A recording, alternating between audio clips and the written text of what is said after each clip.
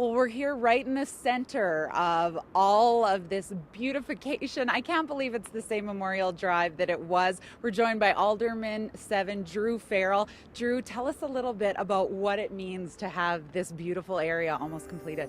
Well, if you go back almost 100 years after the First World War, Memorial Drive was renamed Memorial Drive because it was a place to commemorate all the fallen, and they planted trees, poplars all along Memorial Drive, and it was a beautiful place. And then it was allowed to deteriorate over generations to the point where it was just a shadow of its former beauty. And then it was a decision by council to reinvigorate the drive and recommemorate to our fallen. And so there are a number of elements along Memorial Drive, including the soldiers' stones, the naming memorial, as well as this centerpiece, which is Poppy Plaza. This is a war memorial. It is a stark reminder of the sacrifices that people made. And it really is. I mean, when you read some of the sayings that are all the engravings, it really makes you stop and remember. And I guess that's what this area is meant to do. It is. It's quite a solemn place. The trenches are reminiscent of the trenches that were dug in Europe that people spent months in.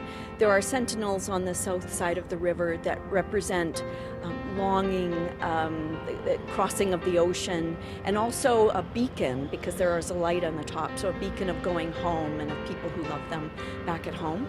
And so there are symbols to all of these elements, and it's going to be interesting to see how it's received by Calgarians. What has, so far, I'm sure you've received some feedback on it already, whether from council or not, but what's that been like so far? It's mixed. Prior to the trees going in, some people thought it was quite stark, and I think the trees have made a big difference in the landscaping. That's always the case. But it is a war memorial, right? And I have received some comments from veterans who said that it moved them to tears. Some of the quotes are really beautiful, and they do represent that longing and sacrifice that people felt during the war.